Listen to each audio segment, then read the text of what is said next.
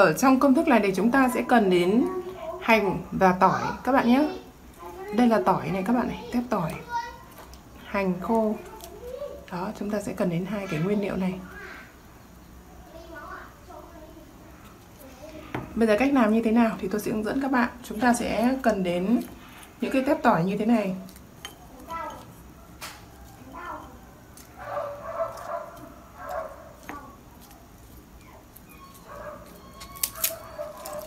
Liều lượng là tùy các bạn nhé, các bạn ơi. Liều lượng là tùy chúng ta. Đó, ở đây thì tôi cần đến 9 nhánh tỏi và 3 củ hành. Đó. Tiếp đấy chúng ta sẽ chuẩn bị một cái xoong và cho vào nồi. Đây là lụ đinh hương các bạn ơi. Đây là lụ đinh hương nhé. Chúng ta sẽ cần đến một thìa của lụ đinh hương này.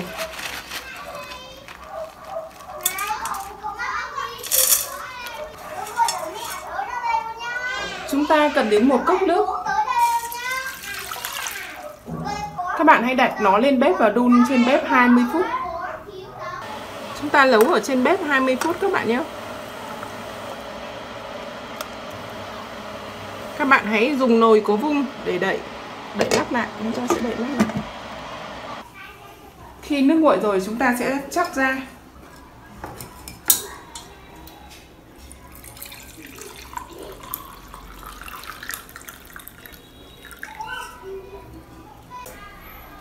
Đây là thành phẩm của chúng ta nhé.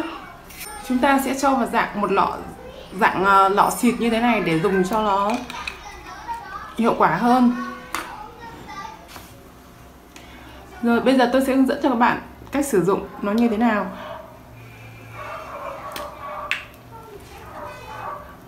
Các bạn hãy xịt. Các bạn hãy lật từng lớp tóc ra. Các bạn hãy lật từng một lớp tóc một ra, xong sau đấy các bạn xịt. Các bạn xịt đều vào. Xịt hết vào da đầu, hết vào chân tóc. Sau đấy các bạn massage nhẹ nhàng. Các bạn massage nhẹ nhàng như thế này. Các bạn cứ massage như vậy. Cho massage tầm 5 đến 7 phút. Sau đấy các bạn để trên da đầu khoảng 1 tiếng. Các bạn để 1 tiếng ở trên da đầu. Sau đấy các bạn hãy gội lại dầu gội như bình thường. 1 tuần các bạn hãy làm 3 lần như thế này để đạt cái kết quả tốt nhất. Các bạn nhớ nhé, các bạn ủ ở trên tóc khoảng 1 tiếng. Sau đấy các bạn hãy gội. Tiếp theo với công thức thứ hai, các bạn lấy những cái tép tỏi chúng ta vừa luộc đấy. Chúng ta sẽ bắt và cho sang một cái bát như thế này. Chúng ta sẽ bóc hết vỏ của nó, lột vỏ của nó nhé.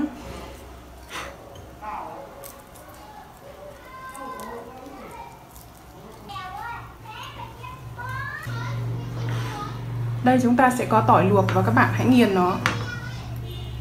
Chúng ta sẽ nghiền nó nhé. Nghiền nát.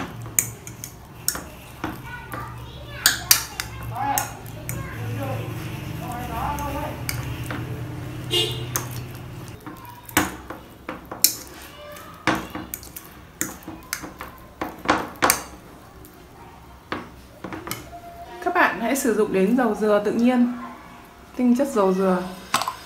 Các bạn dùng đến dầu dừa hoặc là dầu ô liu đều được nhé các bạn nhé. Chúng ta sẽ cho một lượng như thế này. Các bạn hãy trộn đều nó.